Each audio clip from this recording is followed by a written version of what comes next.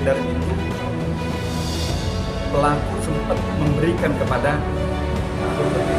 klien kita, Mbak Viola. Langsung dimarahi, hapus.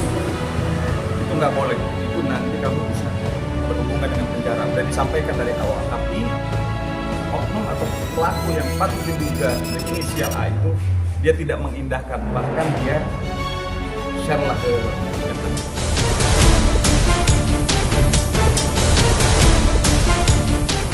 Sedikit Bang, agenda hari ini ke Mabes ada apa Bang mungkin Bang? Oke, terima kasih rekan-rekan media. Hari ini agenda saya yaitu mendampingi Mbak Viola, ya, di mana Mbak Viola dipanggil sebagai saksi dalam dugaan tindak pidana illegal akses yang dilaporkan oleh Inara Rusli yang berkaitan dengan beredarnya CCTV yang mungkin rekan-rekan juga tahu bahwa berita itu udah viral banget yang bicara katanya 2 jam lah. Gitu. Nah ini yang hari ini lagi didalami oleh penyidik.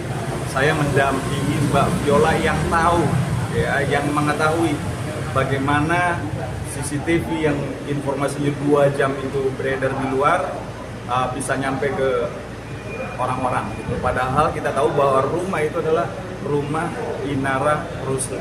Kok bisa beredar di luaran, ya kan? Siapakah orang-orang yang terlibat dalam penyebaran CCTV secara ilegal itu? Nah ini lagi dibahas di atas, ya, di cyber di lantai 15. Jadi pemeriksaan sudah hampir 3 jam dan masih berlanjut. Oke Bang, ini kan, iya Bang, ini kan CCTV ini kan privacy ya Bang. Ini bisa jelaskan Mbak Viola ini siapa, bisa tahu semuanya gitu. Oke, Mbak Viola ini satu manajemen dengan Mbak Inara Rusli. Ya, jadi beliau satu manajemen. Beliau terpanggil karena merasa bahwa dia nggak tega melihat Inara Rusli yang juga beliau sudah kenal lama dengan beredarnya, ya, di media sosial yang rame banget gitu loh, yang berkaitan dengan perbuatan asusila yang dilaporkan oleh siapa pelapor Mawa, ya, yang berkaitan dengan CCTV itu. Padahal kita tahu kalau bukti, ya, yang dijadikan sebagai alat bukti tetapi itu adalah didapat secara melawan hukum, artinya proses penegakan hukum itu tidak boleh dilakukan dengan cara-cara melawan hukum. Jadi mungkin rekan-rekan tahu, ya, artinya itu kan diambil secara ilegal CCTV tersebut. Jadi kalau menurut pandangan saya, ya kan, makanya nanti mungkin diperkuat oleh penyidik di cyber, apakah proses illegal access atau pengambilan CCTV yang dilakukan secara melawan hukum, apakah nanti terbukti atau tidak, kita tunggu biar kepolisian yang melakukan proses penyidikan dan penyelidikan. Bang, kemarin juga Insan mengatakan sudah memegang nama 4 atau sekitar 5 orang yang mengetahui atau berkompotan dengan penyebaran CCTV itu. Viola mengetahui atau ikut, dia salah satu dari 4? Exactly, semua kita sudah tahu, kita sudah mengantongi. Jadi mereka di luar sana jangan tenang-tenang, ya. Kita sudah tahu semuanya, ada banyak orang yang terlibat gitu loh. Dan itu bisa dibilang apakah pekerja di sana, karyawan di sana, atau ya pekerja, karena mereka satu manajemen. Oh, berarti memang satu manajemen. Satu manajemen.